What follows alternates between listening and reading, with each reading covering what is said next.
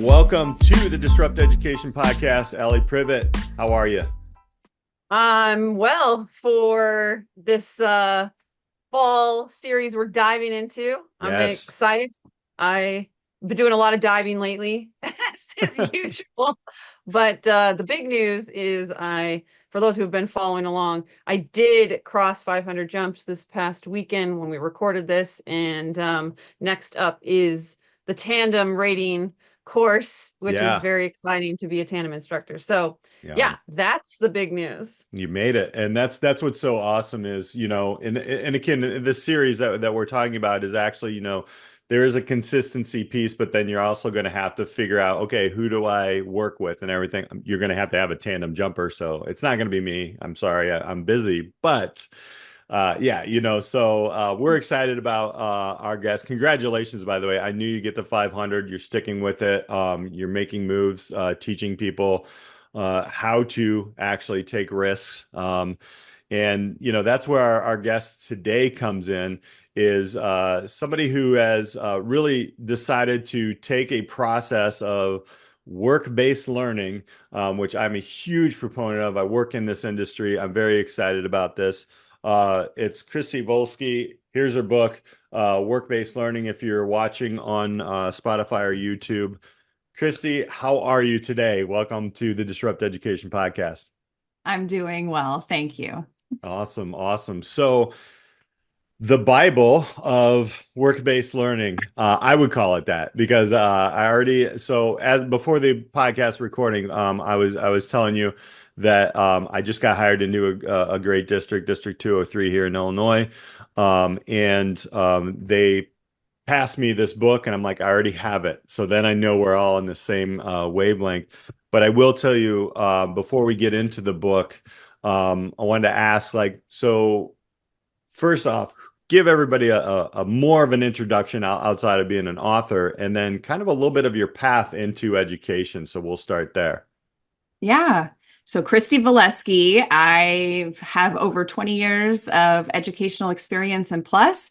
Started out as a business teacher in rural part of the state of Iowa, and then actually took a gig overseas with my now husband to just try something different because we were young and we weren't married and we didn't have kids. So it seemed like the right thing to do. So taught computer classes, then returned back to Iowa after a year and continued to teach business classes, but in a different rural community. And then was looking for something different. And a job opened up in a suburban school. And it was focused on this idea of work-based learning, but wasn't quite what it was supposed to be yet. But interviewed for that position, was really nervous about that job because it seemed so different. And I just didn't even understand like how to get started or what that looked like. But they assured me I would have a lot of support. So I was at that school teaching business classes and then also doing a program that was really just like a work experience, work release class, intended to be like a credit recovery so that students could graduate. But it was really disheartening several years into the program where I was seeing these same students still working these same part-time jobs. Not all of them, some of them had the connections, but the ones who were still there were the ones who lacked the connections, the skills, the understanding of what to do next, didn't necessarily have money for college. And it bothered me a lot. And so I proposed the idea not only to my colleagues, but also to admin of let's do something radical.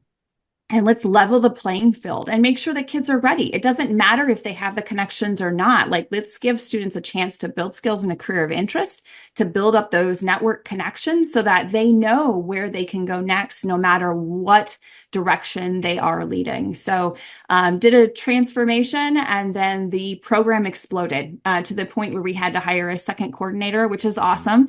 And so I was able to work alongside somebody else before an opportunity opened up at the state level to essentially try and do the same thing across the state. Is how do we propel programs forward? You've done it before.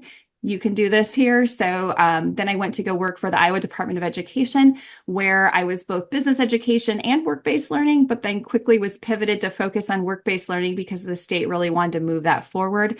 And coming from smaller school districts that didn't have any money, I remembered that. So how could I be somewhat scrappy, so to speak. How do you use when you don't have extra money, when you don't have tons of money? How do you use what you have and basically reinvent or pivot it?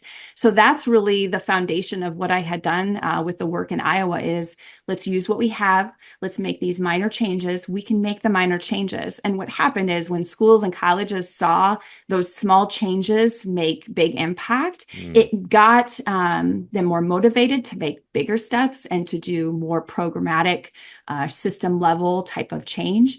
In the process, towards the end of, so it would have been about a year ago, so in 2023, I was doing more projects nationally and was being approached for different work nationally, and that took off, and I was working like 70-hour weeks, and I can't do that.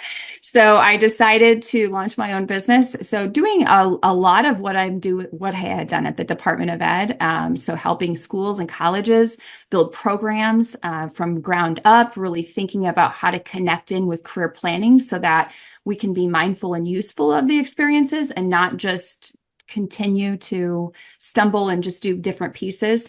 So that's where I'm at today, is doing a lot of work nationally in different states at different levels to really help propel that work forward, to really think about the greatest impact possible for students.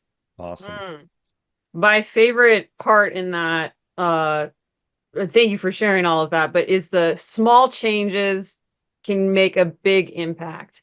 And for those listening, like when it can seem like, oh, changing or pivoting or starting a new program can feel overwhelming. So what is like a really small, thing or a good place for people to start that you've seen really does make that first big impact that kind of, gets the ball rolling on work-based learning and the type of programs that you're developing? Yeah. So let's take, for example, something pretty simple. Let's say that there is a class that goes on a tour at a business site to see what it actually looks like in the business. And that's all nice, right? Like we walk through, we get to see it. Great time, right? If you ask the students afterwards, what do they think? They may have some thoughts, but let's take that same type of example and instead think about what is something that we can do to prepare students for the experience, finding some way to get them to think about it before they actually experience it so that it has a deeper meaning. And maybe that's as simple as, let's learn how to introduce yourself. It's a small group. Let's say there's only 5 of you, or maybe there's 25 and we're splitting into smaller groups. But your expectation is to introduce yourself with a handshake and a smile and a name. So let's practice that. What does a good handshake look like? How do you introduce yourself? Maybe a little activity in the classroom. That could take 10 minutes tops, depending on how big your class is. And then the expectation during the experience is that you introduce yourself to somebody from the profession, maybe even if they offer a business card, know how to take one graciously. And then the follow-up is some sort of, maybe it's a think, pair, share. Turn to somebody next to you. What'd you think? Did you like it? Did you not like it? By doing those small changes, we've not only prepared the students for success, we're not assuming that the student has somebody in their life that knows how to teach them how to shake a hand, because that is important, how you introduce yourself. And we're making a really good impression with the business. The student is more likely to try and be engaged so that they know the right moment to potentially introduce themselves. And that I think pair share does some sort of career planning, like reflection of, well, what did this mean for me? You could also do it a different way. Maybe you want to take a deeper dive in. What does this business do? What kind of careers are available? Maybe they do a little career research. That would take more time. But even doing something small to prepare students ahead of time will provide them the confidence, a little bit of understanding, easier to take advantage of it more during the experience. It's most likely the business is going to be much more impacted. Oh my goodness, these kids introduce themselves like, these kids, these are great. I want these people. Like, do you guys want to come back? Were you interested? Like, let's talk about maybe a summer opportunity. And then that career planning is one thing that's is a huge focus, was a huge focus mine at the state and continues to be, because we can't expect our counselors to do all the career planning for all the students, especially when their workloads are 600 to 800 students per counselor. So what are some small things that we can do to instill that idea of reflection for a student? Because not only is that good employee behavior and opportunities for leadership and advancement, but it's also a way to just pause and be like, do I even like this? And if I didn't like it, what am I doing? If this is related to this course, maybe this isn't a course or a path I'm interested in. And then that pauses me to maybe something different, or maybe prompts a conversation with either the teacher or the counselor. So something small that doesn't have to take a lot of time can make a huge impact. And I could do that for any work-based learning experience, thinking about how we're preparing, supporting, and following up can make a huge difference. And other things are, maybe some bigger things are how we structure some experiences, but that's a different. Yeah. Well, say I was going to go ahead and open that up because I love the fact, like, as a high school educator myself, it's very funny. We have very similar paths, except I did not go overseas and I did not work for a state. But I did start as a business educator, and very passionate about connecting authentic experiences with academia, right? I mean, I think that's almost all of our whys here, depending on you don't have to be a business educator. You can be a science or math or what have you. So what's interesting is, I love the fact that, I just had my coexisting coordinator this morning. We were talking about when kids walk into our class this year, they're going to shake our hands and say, well, good morning, Mr. Hostrawser, or something like that. Right. And so after that, let's open up that just crazy area of experiences, right? The field trips are great. They are, right? They expose students to different areas. There's a lot of different areas where our students, it's a lawyer, doctor, those are your main engineer, but there's so many facets in opening up these little kind of nooks and crannies of experiences. Well, there's so many areas, but let's go into that. Like, what are some like low-hanging fruit experiences that students can really and educators can really put on a table for young people, and it can be basically K through 12, to where they're actually working an experience, whether it's in the classroom or outside of the classroom. What are some of the things that you've seen and that you kind of maybe some great stories that you have there? Oh, there's so many opportunities. See, I knew it. I'm going to throw this big one out there. So I think the biggest thing is that we understand in education is the power of differentiation, that not every student is at the same place, at the same age, the same classroom all the time. And so providing a variety of entry-level points is really important and valuable to connect with all students.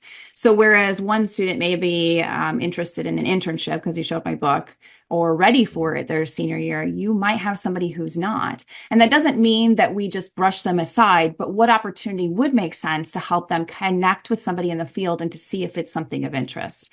So I love school-based enterprises, those school stores where students are managing their own stores and businesses. And in CTE, you can have them in almost any area to provide that kind of comfort zone for hands-on level support.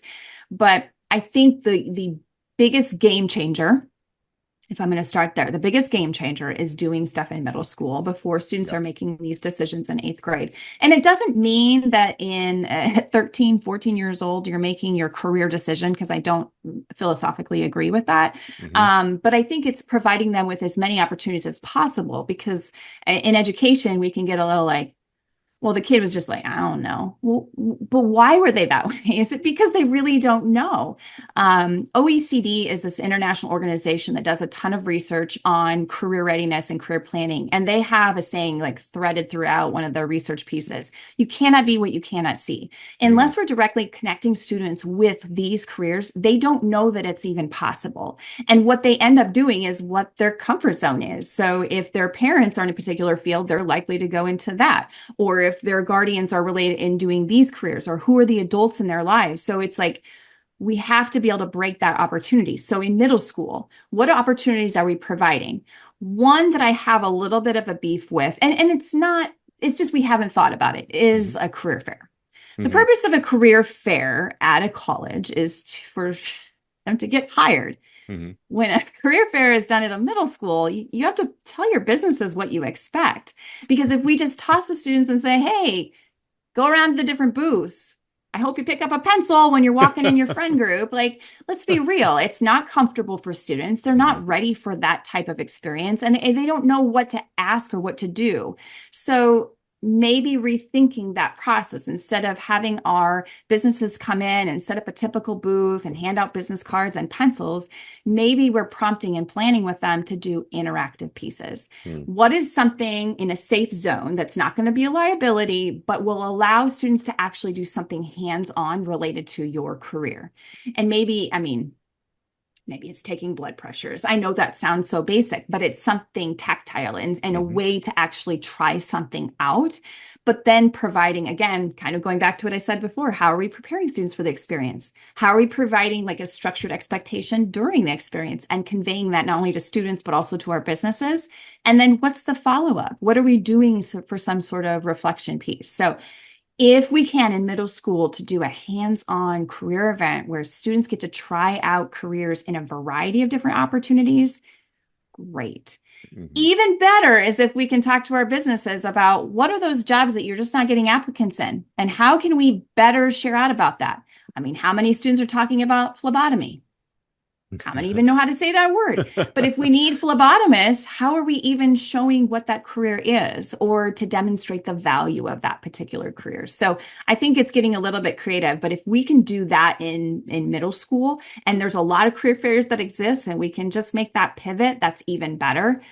Because I would say even a career fair at the high school level, same kind of thing. Like, how are we introducing, how are we connecting students?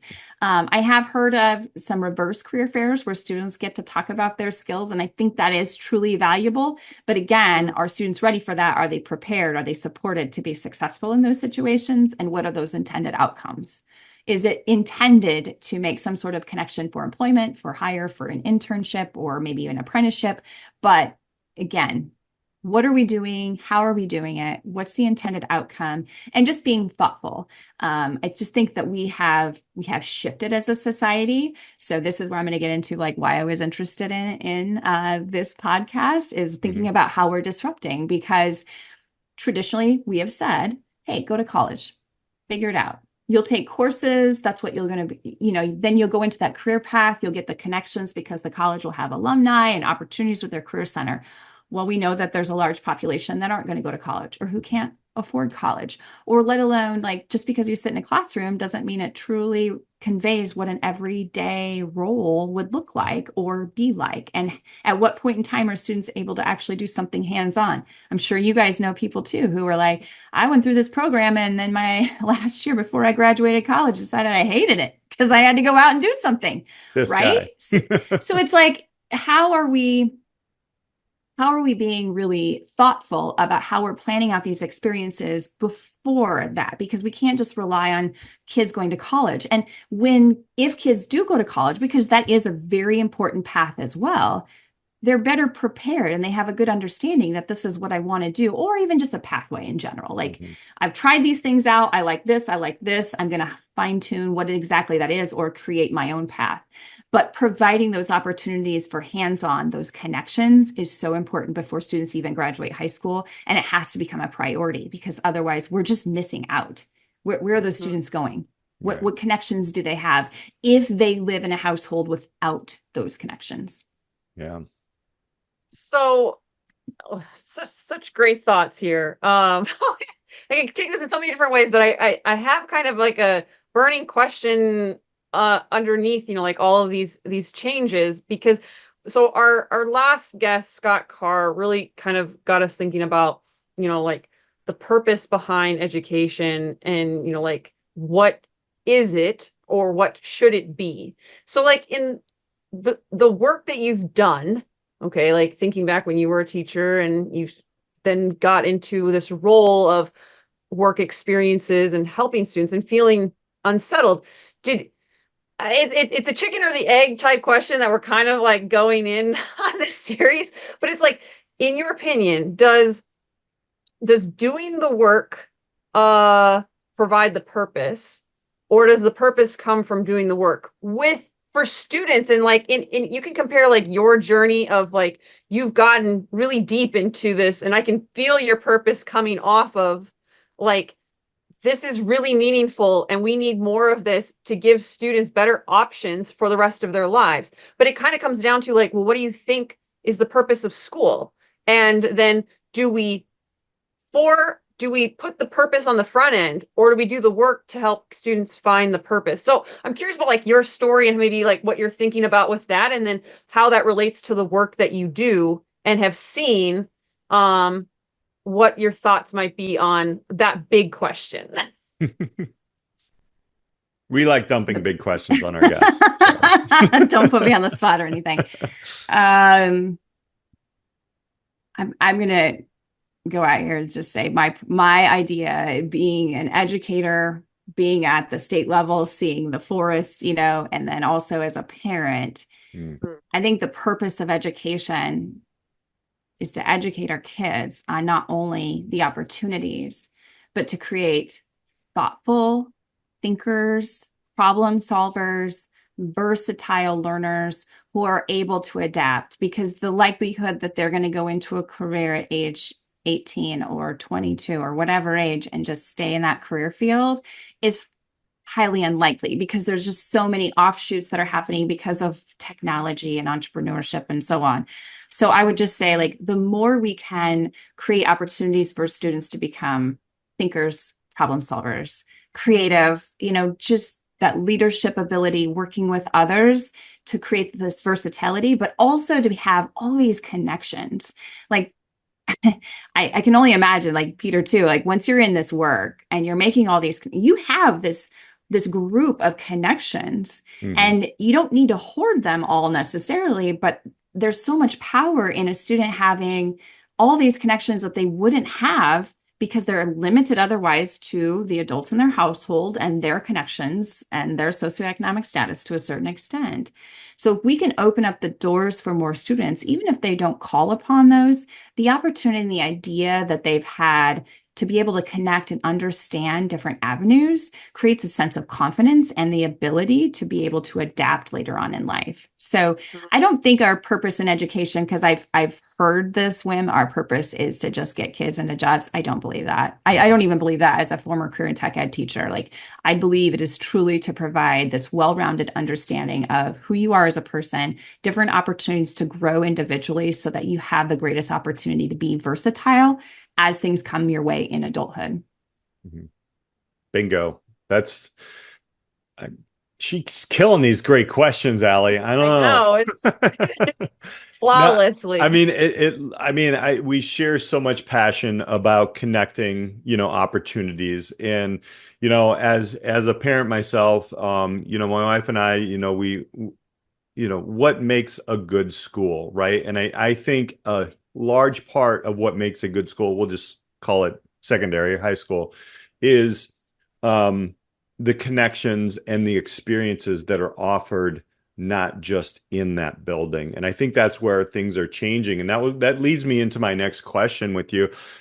As somebody who's seen the forest and actually been in the forest and even overseas, which is awesome, where do you see like a work-based or a connection between community and schools going in the next 5 years? Like, what do you see as a future? I know what I do, but I just wanted to pick your brain and see, what are your thoughts on that? In my ideal world. Yeah, let's go. Elementary is focused on understanding general pathways, what a pathway is. This is coming from my career planning counselor friend here. General pathways, but also being exposed to develop out those abilities to work with others, communication skills, being able to convey feelings and to adapt and navigate conflict, so that in middle school, as different opportunities start to arise, we can start to be thinking more about, okay, well, yeah, when the firefighter came in to talk about fires and talked a little bit about their job, just a little snippet when I was in first grade, like I thought it was so cool, and I'm really interested still, but maybe I want to look at EMT, or maybe I want to look at other careers related to the community.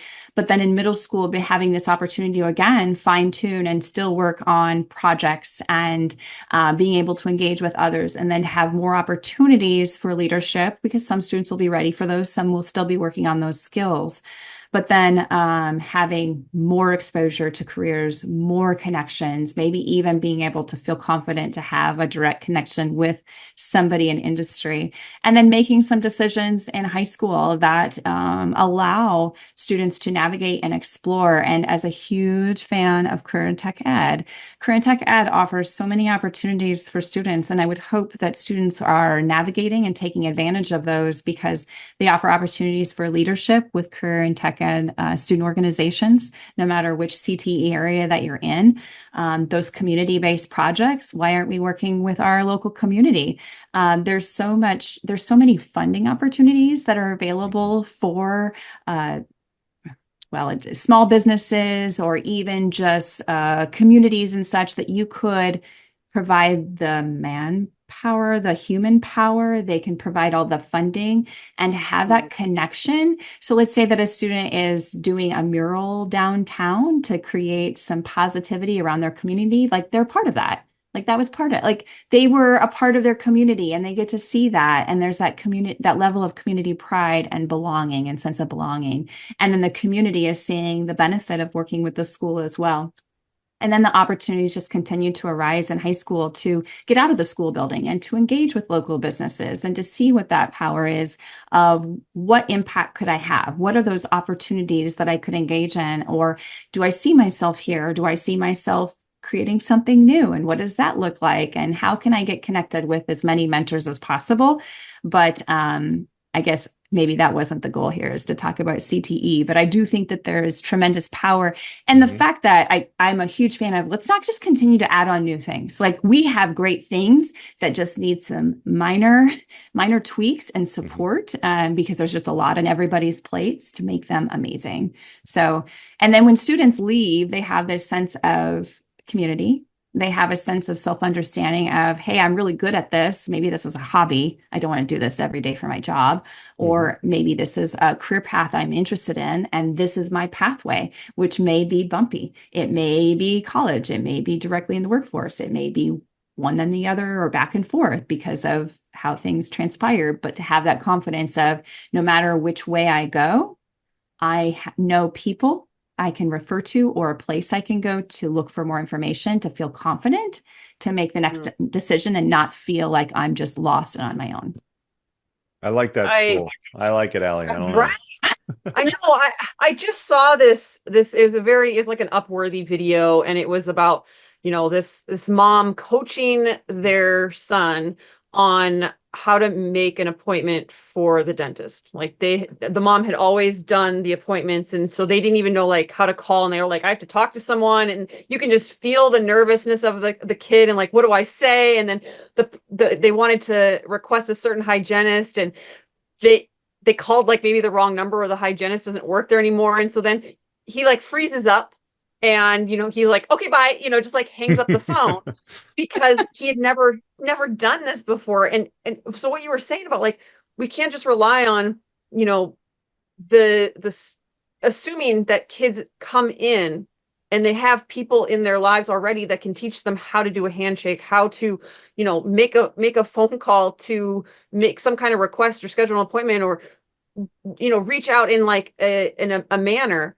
But it's like, it's bigger than that, because what you're getting at is this idea that school it's not about like the test scores. It's not about, how many math problems you can solve in 30 minutes and all of this, but like your purpose for school, and what I'm hearing is that it's trying to develop the person with and meet them where they're at, but then add to what they don't have. And so this idea of connections and coaching, I feel like if school could have been like that when I was going through, I may have been on a totally different pathway. I think it's expansive to think about school in that way.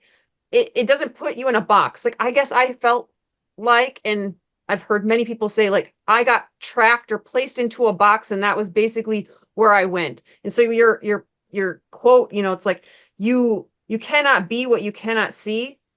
It's so timely right now with education. So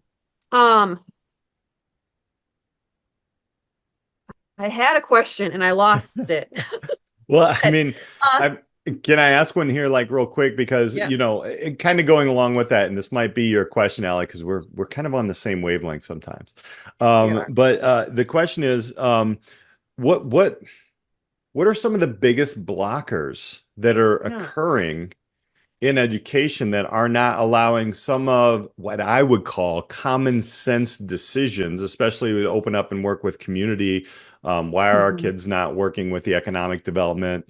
What are some of the common blockers do you see, and maybe some of the very simple ways that you can get started in that? And I know we're kind of working our way into the book here, but yeah, what does that make sense? Yeah. I mean, there's all There's kinds so of many. problems, but I was yeah, going to say, like, maybe an we could example. probably solve a lot of this if Yeah, there was funding for this, like ample right. funding, Hmm. hands down. I don't think that schools would drag their feet if every school was given money to do this type of work, while in conjunction of making the shift of how things have been done, because they still have a classroom full of kids Right. all day long, right? So I think that lack of funding will always make the shift radically fast difficult. Hmm. I think the other thing is it's also been a mind shift for our local businesses because traditionally, you know what, people find them. Yeah, we usually have a lot of applicants. Or I know if I go to these colleges, I'm going to have potential employees, but now they're finding they don't. Hmm. They're not finding the employees. They're not having this, and there's a lot of reasons for that. Some of it is just our population in general, but I think some of it too is like, well, what are you doing to attract new talent? Because otherwise, you're just looking at who you currently have as employees and who they're connected with to be your future employees. Like that's just the where we're at right now, that you have to do something more. And it's uncomfortable. They don't know where to start, what to do. And I would say typically, like in education, we know about kids. We know what they need to be learning. We have these set goals of we want students to do this. And just being able to go to a business and say, you know what? We need you to do this. Could you do this, this, and this? What do you think? Is that feasible? Is it not feasible? But giving a starting point, because everybody's busy, just escalates it much faster as far as like, no, I'm actually, this would be better. Or sure, sounds great. Just tell me where to show up. Or I am a sole business owner. If I leave my little building, I have to close it down. Hmm. So can you come to me instead? So I think that conversation, that has been a difficult one in the past, because unless your school has somebody dedicated to this work, when are they making those phone calls or emails in the snippet of free time that they have? And Hmm. that's hard to make it match up and to make progress. It may take all year just to get that one contact because of the back and forth of always trying to catch each other and then finding a time to actually have the conversation. So I think that's the other piece of it. If we want this shift, we also has to have local businesses on board, economic development on board, to want that in the community and to start the conversation of, okay, where are we starting? Let's find one thing to start with, and then we can add to it from there. Because once you get one business on board and they understand what's going on, they don't need as much support as time goes on. And then you can shift your focus to expanding and to helping more businesses get on board. So funding is the biggest one. If your school can overcome funding or rethink how you're positioning someone to do the work, that can help propel it forward and eliminate that barrier. But then Mhm. also, how do you get your businesses on board, and what does that process look like to help support them as well on getting involved? Got it. That I don't ring know the that that was question? my question. Yeah, it's definitely like all part of this work, and you know what I keep hearing from what you're doing and what I was doing and other places that you're working with is they are really invested in like doing school differently and Mhm. recognizing that we need to in order to meet the needs. Like I literally got asked in the plane ride up to skydive from the pilot, who's a local community member, and he's like, "Hey, do you know anybody that could like start immediately? Is like an office manager. We're desperate." Mm. And I don't know a lot of people because I'm a young kid, relatively. He's like, and I'm like, he's literally asking me to jump out of the plane because like that's top of mind for him. And he doesn't know, he's like, I don't know how to connect with people. So to your point is like, what if he was to connect with the local school district and, you build a pipeline? Yeah. I think there's so much opportunity there that is being missed because what worked before isn't working now. Mm-hmm. Yeah. Right on. So that kind of leads me into you answer so many questions in the work-based learning book. I'm glad you said in your school you spoke about like elementary, middle school, and we have an opportunity in our district to do that, and they're looking at different ways that we can build, I guess, the pipeline of understanding, your skills, your community, Mm-hmm. your self-understanding is a huge piece. I mean, we talked about durable skills, those types of things as students come out. Just kind of wanted to give you a quick kind of, okay, tell us, like, and I know I've read this, but tell listeners what work-based learning is all about. And man, I love the stories, the situations you have in here. But can you talk a little bit about the Yeah. book? And honestly, even if you don't have a work-based learning program, it's a starting place.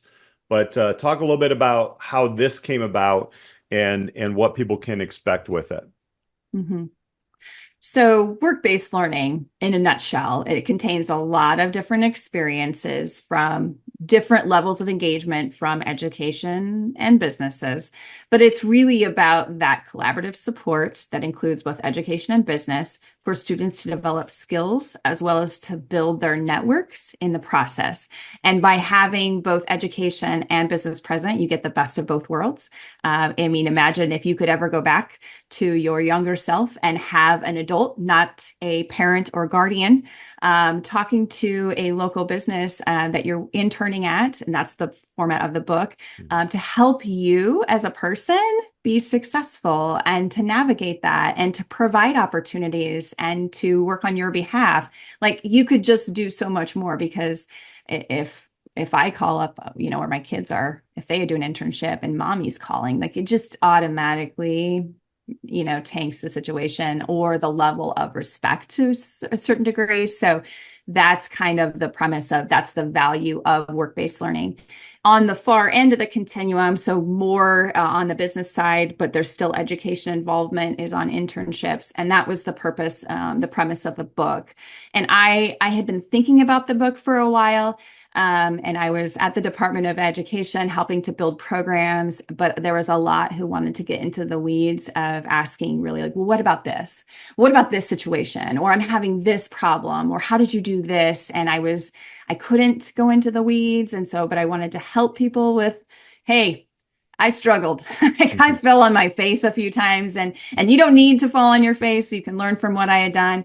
But so I had compiled this book from this perspective of, okay, so if I'm starting from ground zero, like, what is that first step that we need to talk about? And that was kind of the progress of the chapters, thinking, okay, if you're starting with ground zero, what is a tangible bite that you can take, and talking about like what kind of skills you need as a coordinator to find success. And then if you're not, you can move on from there. When I was writing the book, I'd written the book, and I happened to read the book Smart Brevity. And I had this moment of, oh my gosh, I have to redo this book. Because I'm like, if you haven't read Smart Brevity, you have to read it. It changes the way that you communicate 100%. But it was ripping away, pulling out all of that personal stuff. So if somebody's reading it, and this is what I imagine, okay, I'm a coordinator and I just had the most ridiculous, crazy experience at an internship site. I'm sitting in my vehicle. Can I flip to where a page where I could get some sort of like, okay, what do I do next? And be able to not only scan it, but able to consume it in a short period of time and feel like, okay, now knowing this is what I can do next. But then also providing those application pieces so that if somebody wanted to read the application, they could, or if they wanted to skip over it, they could. So that was kind of my process for the book in general. And I did it in a year. I've been holding on to this information for a long time. So I was like ready to go. Awesome. Final thoughts, Alli. We're going to wrap it up here. Well, go out and get Kristy's book. 100%.